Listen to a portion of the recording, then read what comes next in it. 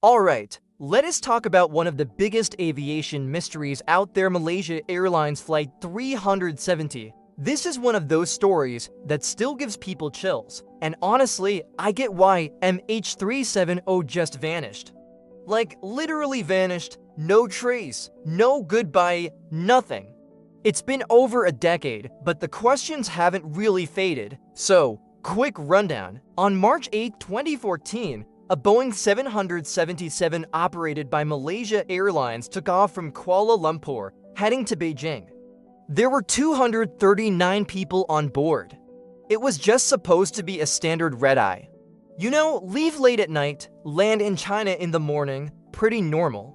But then, almost exactly 40 minutes after takeoff, things got weird. The plane stopped communicating with air traffic control. First, it kind of just signed off with Malaysian controllers, just a calm goodnight, Malaysian 370, that was supposed to be the handoff point where Vietnamese controllers would take over. But MH370 never checked in on the next frequency. After that, it basically disappeared from civilian radar. The wreckage didn't wash up anywhere the next day. Nobody got a distress signal, no one really knew what happened. When our people are tucking in for the night, next thing you know, the plane's gone. Families started calling, the airline said they lost contact. And then the whole world started watching. So began one of the biggest searches in aviation history. Multiple countries sent ships and planes.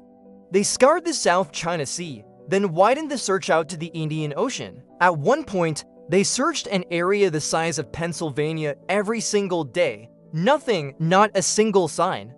Just empty water. Things started to get extra confusing once investigators checked the data. Turns out military radar in Malaysia caught something odd. The plane had made a sharp turn westway off its original track to Beijing and crossed back over the Malaysian peninsula. No one really knows why. After that, it flew out over the Andaman Sea, then dropped from radar coverage entirely.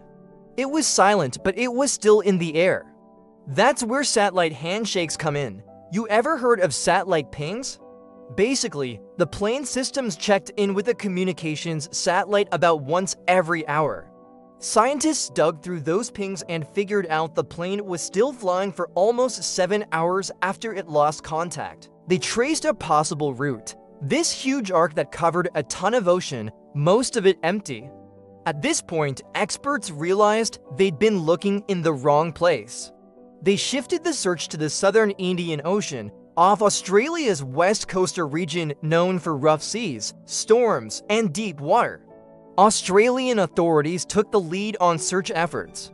For years, they sent ships with underwater sonar mapping. The ocean floor's so rugged and deep, it was basically like searching for a car in the Grand Canyon. But underwater, so did they ever find anything? Well, this is where things get both tragic and even more mysterious.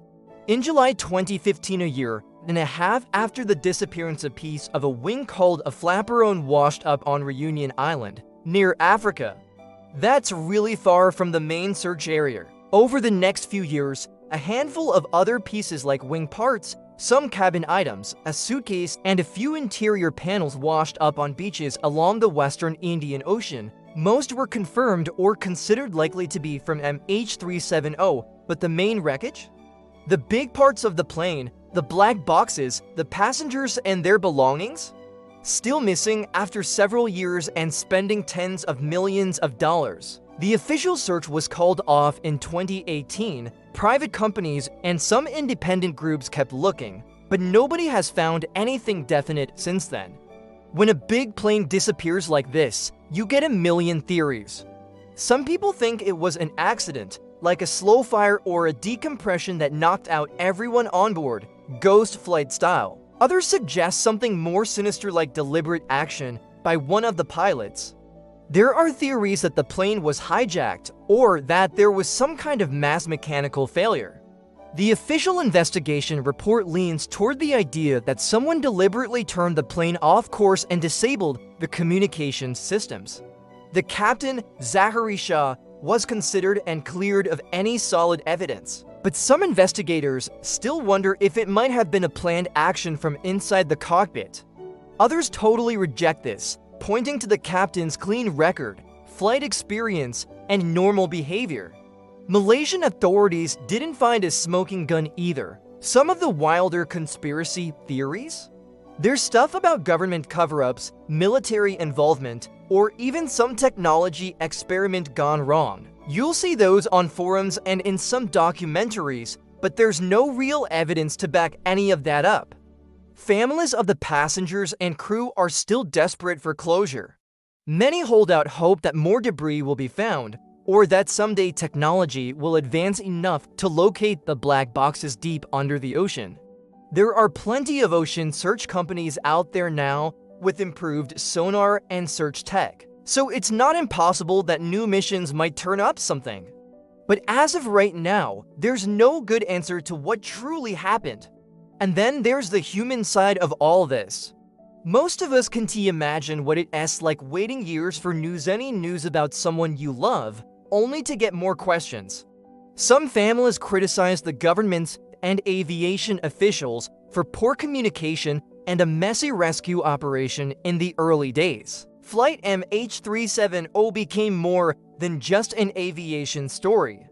It changed how the world thinks about commercial airliner tracking.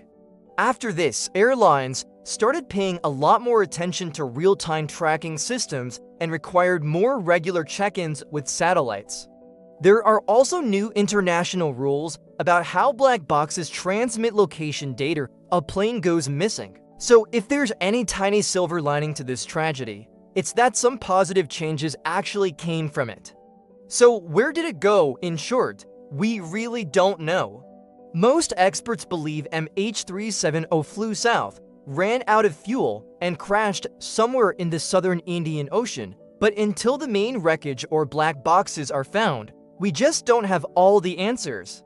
It's likely lost in one of the least explored, roughest parts of the ocean. This mystery still haunts people. If nothing else, MH370 reminds us that as advanced as modern aviation is, there are still places on Earth that are so remote, even a jetliner can vanish.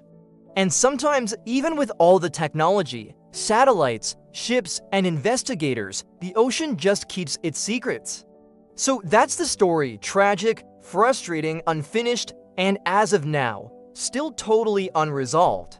If you're ever flying over open ocean at night, looking down into the blackness, you might catch yourself thinking of MH370 and hoping maybe in our lifetime we'll finally get the full story.